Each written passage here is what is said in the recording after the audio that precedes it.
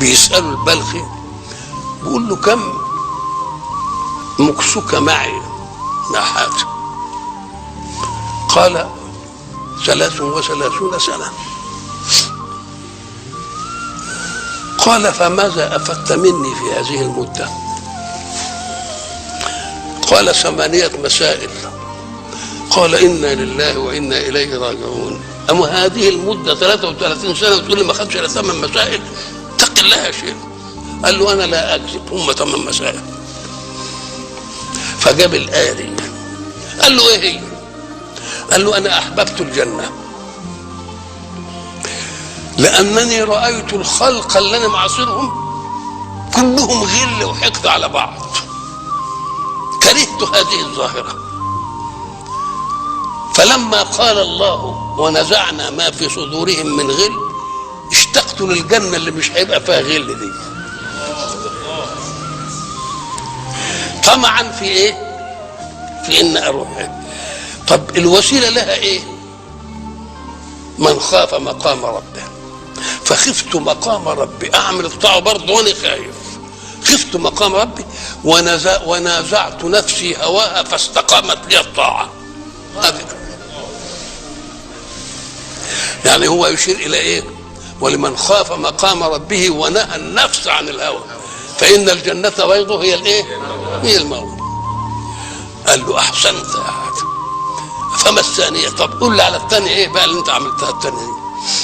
قلت استقرأت الخلق فوجدت لكل واحد حبيب يحبه ويصاحبه دائما، إلا أنه ساعة يموت يدخله القبر لوحده ويروح ويسيبه، وأنا أحببت واحد ما يسيبنيش ويدخل معاه القبر فلم أجد إلا عملي. قال له أحسنت يا حاتم. قال له فما الثالثة؟ قال رأيت الخلق كل واحد يحب شيئا يحافظ عليه،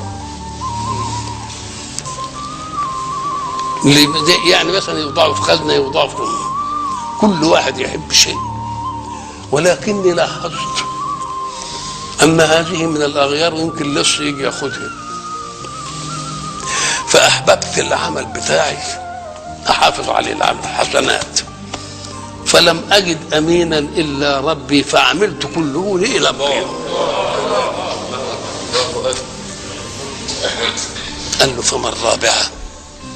قال علمت أن الناس كلهم يتعادون ويتحاسدون ويتباغضون، فبحثت عن ذلك فوجدت السعة في الرزق والضيق في الرزق.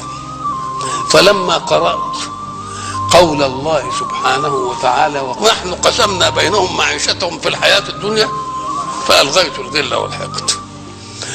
قال فما اللي بعدها ايه؟ قال له عرفت أن الناس يتعادون، كل واحد عدو الثاني عدو.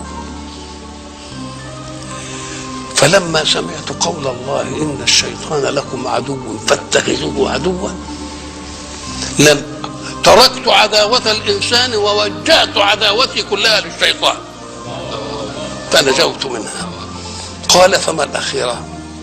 قال وجدت الناس يثقون في أشيائهم من مال وعقار وتجارة وصناعة وكلها يفوت، فتوكلت على الحي الذي لا يموت